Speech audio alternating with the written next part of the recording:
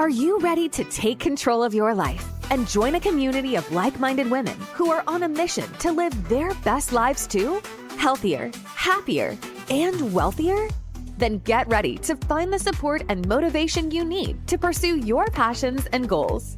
Get ready to develop the courage to step out of your comfort zone and try new things. Join the My Best Life Tribe membership today and unlock a world of opportunities, empowerment, and sisterhood. Our exclusive community offers courses, collaborations, workshops, events, and so much more. Don't wait any longer to start living your best life. Visit our website, www.drstemi.com, and become a part of something truly special. My Best Life Tribe, where women thrive together. www.drstemi.com. Are you ready to bounce back? Welcome to the Bouncing Back podcast with DrStem, where resilience meets inspiration. Join us as we explore powerful stories of overcoming adversity, share expert insights, and discover the tools you need to bounce back in life. Whether you're facing challenges or seeking motivation, you're in the right place. Let's dive in.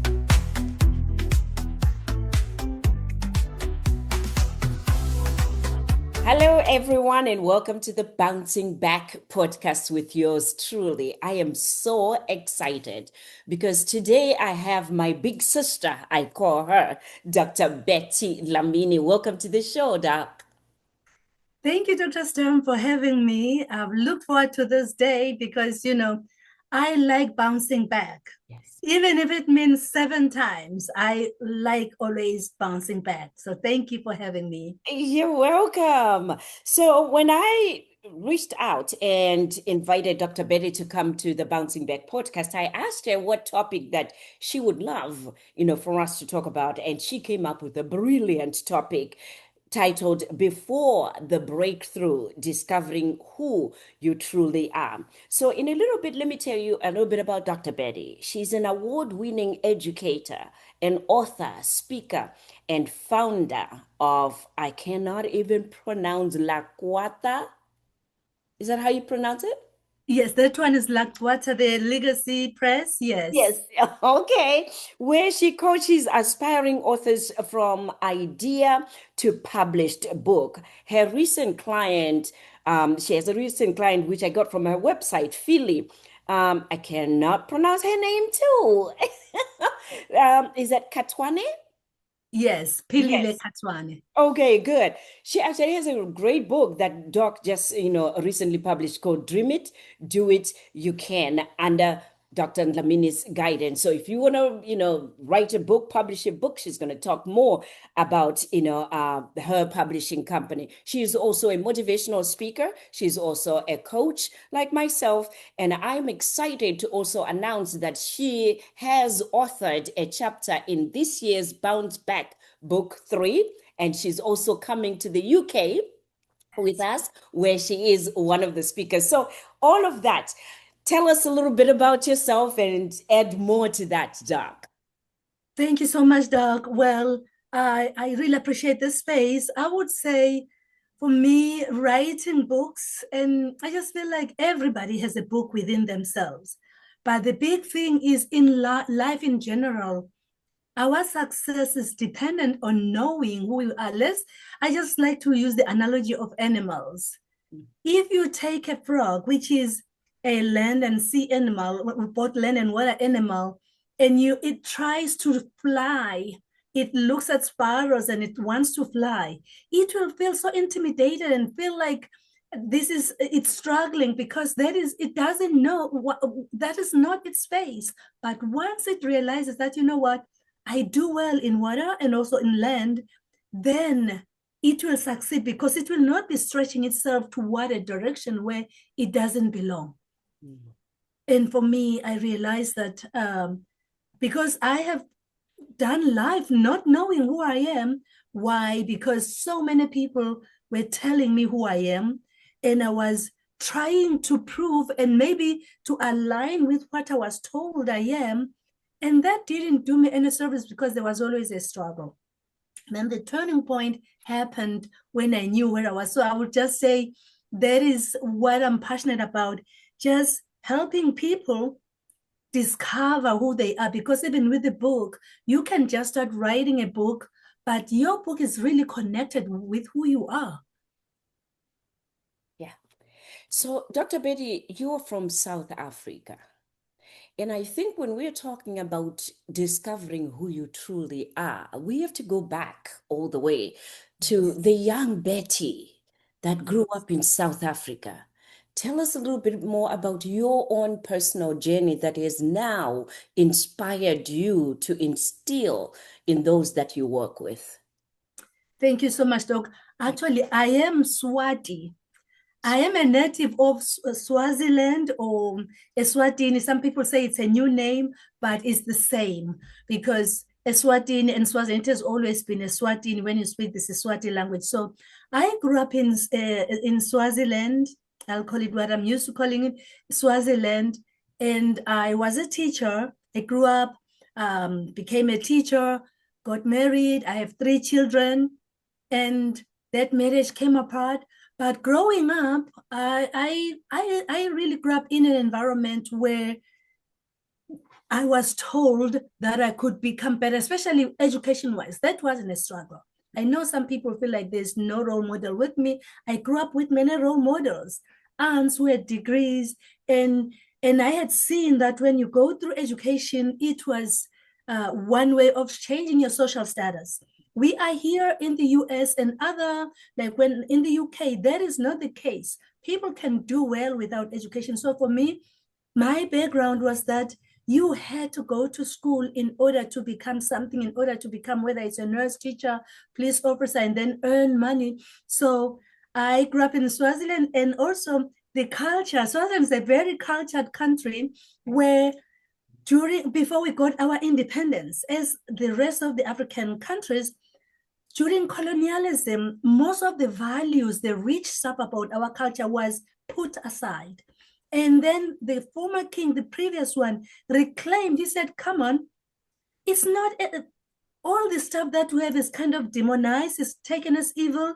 We have good components of our culture that have been helping us as a people to do well. And he said, no, let's recover those. So if you go to South Africa, you'll find that in Swaziland, they have the Umhlanga dance, which is not found in other countries. I'm not saying I'm advocating for it, but I just want to say that ceremony and another one are still there. But the bigger thing I'm saying is that within our cultures, there are some good things that I can take, like the Ubuntu, caring for one another, which I know in different places they may have it and look at it differently. So for me, I am rooted in the culture of caring, in the culture of respecting the next person. So I'm Swati, I'm American now, yes, like you.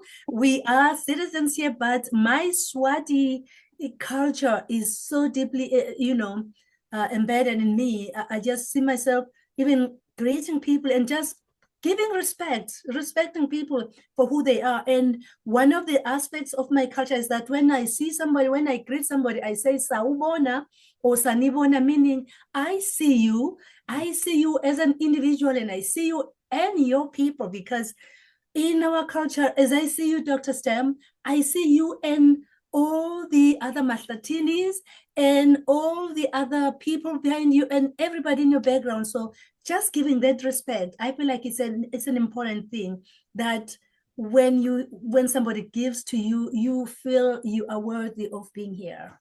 Oh, wow. Thank you so much for that. So I know one of the things that you really have helped people, especially your students, is recognizing and finding who they are. Tell us a little bit more about that work that you probably now do, because I know you were teaching before and now you are in your own independent business, right? Yes, I am. Okay. Yeah. So tell us about some of that, work that you do in instilling and helping people find out who they truly are. So my work really, the way I do it, because somebody will think that someone will come and tell you who you are. Yeah. But I ask people questions, because I feel like every answer, even to our problems, questions can give us so much. Yeah. So we find ourselves drifting in life. Like some of my clients, they would be struggling. And I know even among students, when I have an encounter with a student who, some of them would say they are studying something. I've had students who say, oh, I'm in the Kelly, or I'm in the Spear. These are schools at Indiana University. I have just snippets of clients there as individuals. Some of them would say when I first encounter them, I'm in the School of Public and Environmental Affairs, which is Spear. Yet they wanted to be in Kelly. And the thing is, these schools are compared. Kelly is the School of Business is respected. People feel like I've done well if I go to that school. So some students feel like if they are not able to make it to the school, they feel like they haven't done well or they're less than. So the first question I start asking them questions like why they want to be in that school. I'm just using that example. And you find that they don't really want to be there. The reason why they want to be in that school is because in society, within their families, they will be respected. They'll be like, oh, he or she is a genius. Oh, he's in the school where he'll get a good job and he'll be paid well. But they don't like, even whether it's finances or accounts, they don't want to do that. They are passionate about something else. Or we know that in life, we don't just follow passion.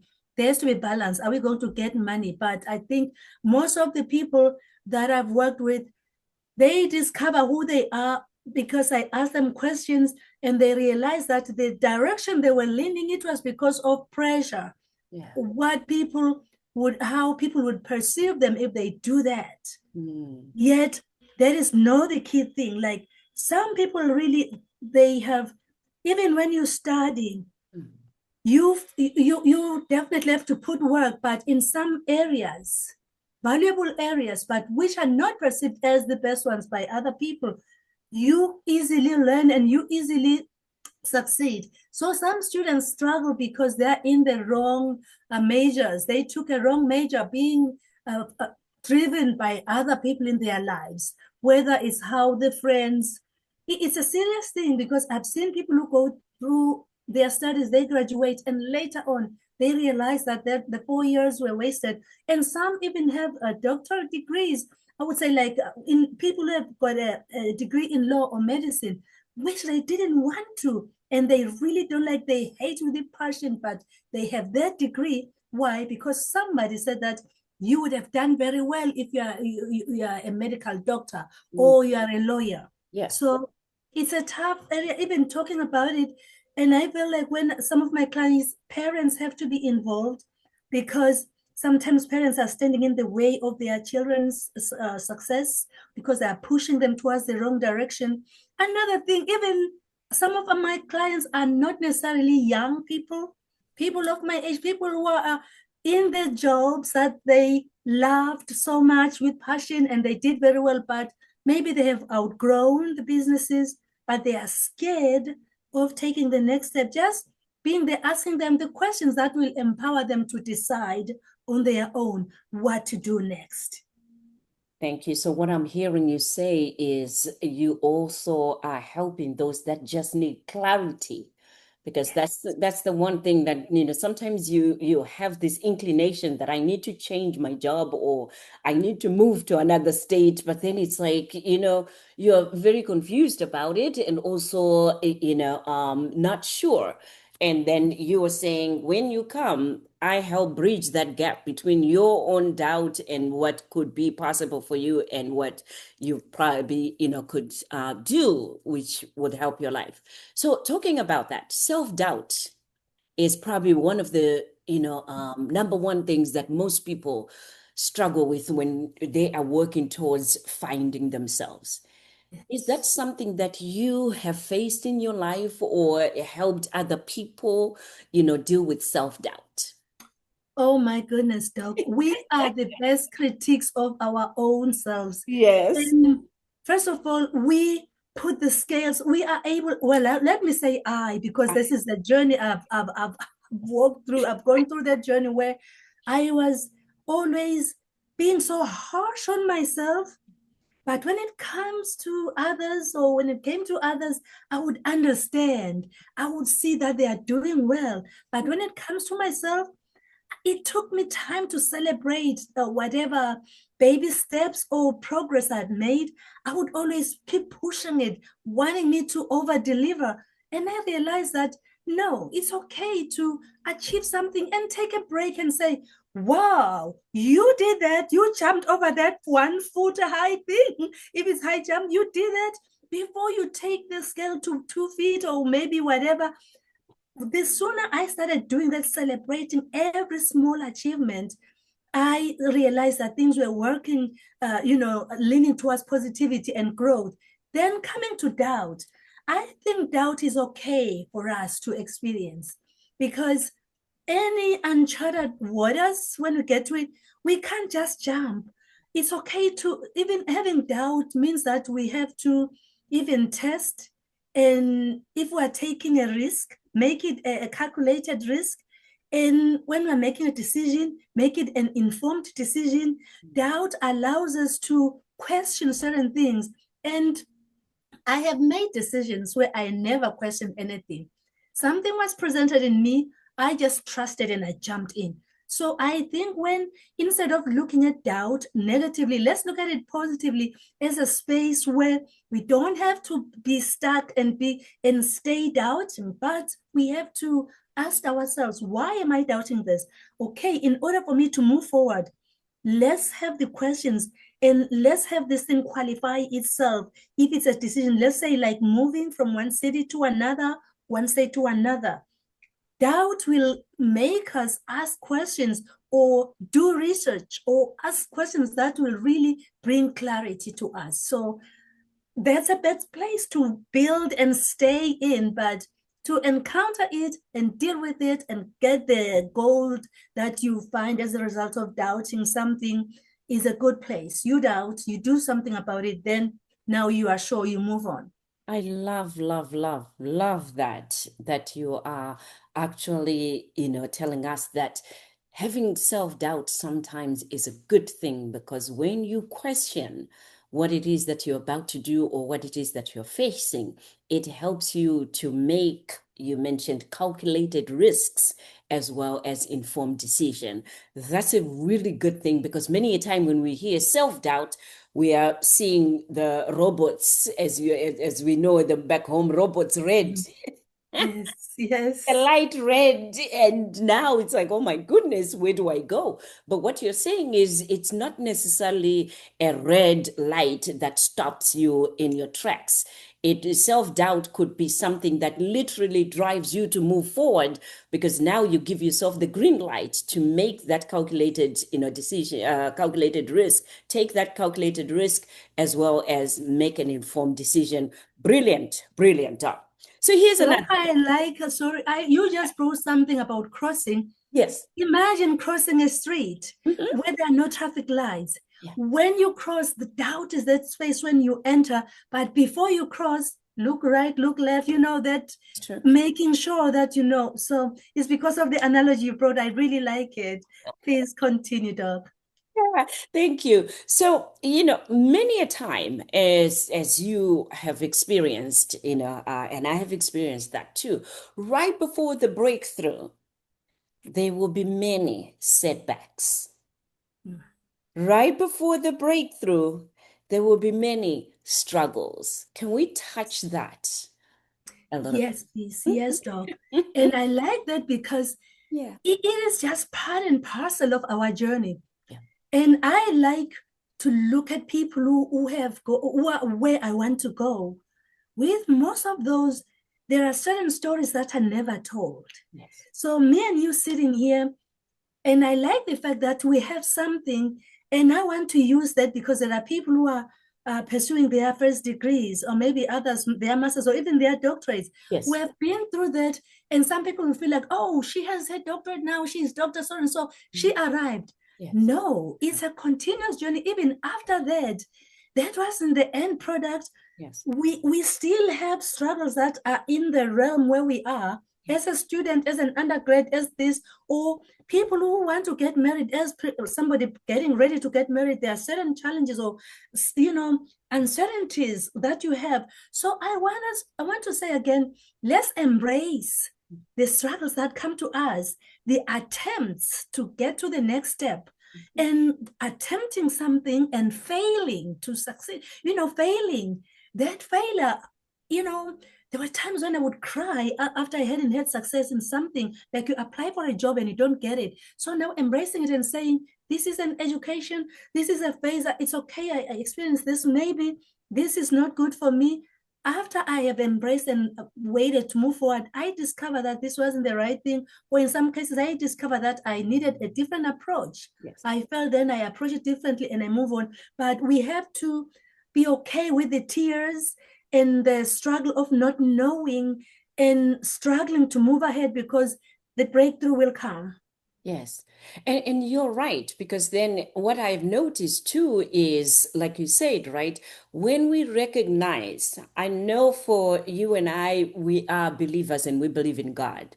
So, I mean, whether you call it God or higher power or, greater being, when you realize that there's a path that's already ordained for you and there are certain people, places that you're supposed to go and be, you now take closed doors as opportunities or blessings, because then many a time, sometimes we just throw out that resume to find a job. We just throw out that, proposal just to get a proposal. And then that higher being says, but no, that's not your portion, as we mentioned it, right? That's not yours to take. So as a result, we struggle, we fight and fuss and saying, why am I not getting this? And why is it not working? That also happens in relationships. How did this not work out? How come this didn't work out? And yet, in the end, if we have to take a tally on those people that have faced struggles and now they say, you know what? I will take that struggle all over again, because the final output, the job that I got, the contract that I got, and the husband or the wife that I now, have. It's really something that I know now on the 6th floor, and Doc has been on the 6th floor longer than I have, so that's why she's my big sister. But now on the 6th floor, it becomes very clear and more so, and I want you to comment on that, Doc. I find myself more peaceful and really more at peace and relaxed, and not just wanting what I want, but wanting what is for me, and that is the best. Yes. Thank you, Doc. I am so happy that you brought our spirituality, our faith aspect to it, because really that's the gist of the matter. Yes. And I think when you encounter a closed door, rather than calling it a closed door, like doors, really doors are doors. You cannot simultaneously get through 2 doors or 4 doors at the same time. What if the door that you want to enter, on the other side of it, there is nothing for you? And our Father, our Heavenly Father, and like you have said, whatever, however people call him, or they say her, whatever, there is that higher power, in our case, God, who knows, because he's omniscient, he is omnipotent, he knows what is on the other side. So for me, when I want something so badly and it doesn't happen, I then rest, like I turn it to him. And when I realize that this doesn't work, I say, after all, he knows, because he closes doors that I want to open, because he knows there's nothing for me, or there's something that is so bad for me that will hurt me. And maybe there's nothing, but he knows there's a better door that I have to enter. So approaching life that way, it gives us peace. Really, I am peaceful right now, because I feel like, why didn't I get this when I was younger? And even why was I just driven by the noise or the voices out there that were driving me, do this, or this is where it's all happening, because it's trending this way. Everybody, let's go, get it. And now in this 6th floor, I'm like, no, let them run. When I hear something that's trending, I'm like, okay, bye-bye, go trend there. But I am peaceful here, because I know it's not everything that's happening that's for me. Even being on social media, Doc, you know what? There were times when I would post scripture daily. Sometimes there was times when I would stop, and God is saying, because when you stop, it's dealing with, it's teaching you, it's showing you certain things. When you just run, because this is the thing to do, I just feel like it's important to be on point.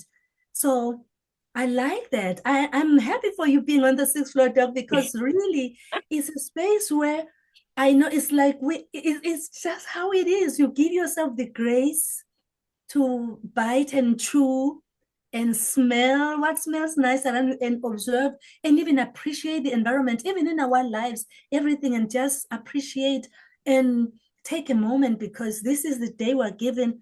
What about if we're always rushing to the next day? And what was meant for us today never shows up, but because we never even looked at it. That's true. That's true. Let's talk more about hope and faith when we are talking about breakthrough and also getting to know who you truly are. Has that also played, a role in who you are today and how you help people? Hope and faith. Yes, Doc. Actually, I thank you for saying this because I have a new book. Okay. There's a book and also a journal, a 31-day journal, Hope in the Dark. Oh, Because the dark space is where there's the uncertainty and all of this. But when you go by faith, really walking by faith doesn't mean that you see everything up front. I feel like everybody does life by faith, but then they are not aware of it. We hop into buses driven by other people. We hop into cars, Ubers driven by other people. We hop into flights that are really managed by other people and flown by other people. We hop in and we relax. And now this bus of my life is piloted by the creator of everything. So walking by faith, I feel like for me, whenever something doesn't work, I know I have hope that he knows what tomorrow holds and he knows what's on the other side. And I just have peace. Growing up, there used to be a wall plug that has given me this, Lord, give me the serenity. What does it to the understand? serenity prayer? Hmm? Is the serenity prayer? Yes, the serenity prayer to know what is, and then to understand the difference. I don't have to, I'm messing it up, right? I'm on the 6th floor. I'm not saying on the 6th floor you forget things or you mess up things, but I'm giving myself grace to not to know it. Yes, the serenity prayer. So I just feel like even to know the difference, sometimes if I don't know something, to embrace and say it's okay, or if I understand it's okay, but really knowing that if there is a space of struggle, I have hope that because of the one I believe in, this will pass. I will go through. And it has happened. How many uncertainties have we experienced, Doc? How many struggles have we experienced? But we are here. And the struggle came to a point where there was a breakthrough. So I feel like right now we already, if we take that as a preview or a pathway to follow. Like the Bible itself, that people went through so much, but now I like saying they went by faith. Abraham and all the people in the Bible, they had to do that by faith. But me and you, it's faith, but not really, because we already have these people as our predecessors. We know what happened when they believed before seeing it. The serenity prayer is one of my go-to prayers. So because you mentioned it, let me go ahead and just say it, the whole thing, right? It says, God, grant me the serenity to accept the things that I cannot change, the courage to change the things that I can, and the wisdom to know the difference. Living one day at a time, enjoying one moment at a time, accepting hardship as a pathway to peace, taking, as Jesus did, the sinful world as it is, not as I would have it, trusting that you will make all things right if I surrender to your will, so that I may be reasonably happy in my life and supremely be happy with you forever in the next. Amen. And this is by Reynold Neighbor. I read the extended version because then it talks about surrendering and being still, and sometimes reminding us that we are not always going to get what we ask for, but it will change and things will work out if we stay in our lane. Is pretty much what I remind myself. Stay in your lane. Yes, yes. I love it. I love it, Doc. Yeah. So that book that you mentioned about hope, where can people find it? Because you mentioned that you do have a journal that is a 31-day journal that you have. Yes, right now the journal part of it, the one that is already available is the printable one. When they go to, I will share the link with you as well, and it's at on my website, drbettylamini.com, and then /hope hyphen in hyphen hope in the dark. I will share the link with you as well for that. Okay, but your website is drbettylamini.com. Yes, it is. Okay, we'll have that on the screen because then, once they go over there, I'm sure that they will be able to also find. Yes. So in conclusion, tell us a little bit about, the people that you work with so that people can reach out to you and work with you, and as well repeat that website where they can, find your work. Yes, thank you, Doc, for that. So I work with people, let's say students who need to succeed academically, because as students, sometimes people would think that it's only the subjects or the courses that they take, but students struggle through a lot. Some struggle as undergraduate students, some are overwhelmed when they get to that space, especially in university, because some were not prepared properly before they got into that place. Or because, when you get to university, you are all bundled together. How we have been prepared or how your high school life was like, nobody gives attention to that. Also, those who are even pursuing their graduate studies, there are certain challenges that people go through as they navigate, whether it's their master's or doctorate. So I am there for those because these are journeys I've also walked through. I had those challenges. So when you work with somebody else gone through something, they make it easy for you. And people who are trying to find what is my next, what is my life purpose, I just don't feel satisfied. I feel like there's something missing. So there is something for those as well. So right now, and also people who aspire to write their books, how to go ahead and have the next phase. Like, even they have so many ideas, they don't know how to even narrow it down to even which book to start with. We walk through the whole journey from the idea conception to having a book in the hand. That is awesome. Doc, you and I can talk forever, but I'm very excited that we're going to have an opportunity to have you live in London, where we are having the Bounce Back Empowerment Conference. So I'm excited about that. And any of you that want more information about our London visit on September 6th, please go to my website, www.drstemi.com. Registration is now open over there, and we are so excited and looking forward to seeing you on September 6th. Bounce Back Empowerment Conference, once again, is our way of celebrating bouncing back. It's our way of ending the year. We always have it at the end of the year. So that's our way of encouraging, inspiring, empowering. But most of all, it's an opportunity to celebrate the year, to celebrate the life that we have, and mostly to be inspired, encouraged to do even more and better the following year. So we are very excited to have all of you there next year. Any word of, parting, Doc? You want to say something before we leave? Well, I am so excited. I can't wait. So I will really add to that and encourage them, because I have been to Bounce Back before. And I would say, no better place to be than here with women who are talking about what they've experienced. And really, because I believe anyone who is split or who is experiencing something wants to bounce back. And as you bounce back, this is not just bouncing back and higher, like a tennis ball. When you crush it, the harder you crush it, the higher it goes. Yes. So I look forward to the London experience, and I would say, please go ahead and register to be in this Bounce Back conference coming up in London. And for anyone who would like to write their book or would like to be given clarity, you can find me at www.drbettylamini.com, and you will find everything there. Thank you again, Dr. Stemi, for being with me here. Thank you so much. And to all of you, until next time, as I always say, be encouraged. That's a wrap for today's episode of the Bouncing Back podcast with Dr. Stem. We hope you found today's episode inspiring and packed with valuable insights.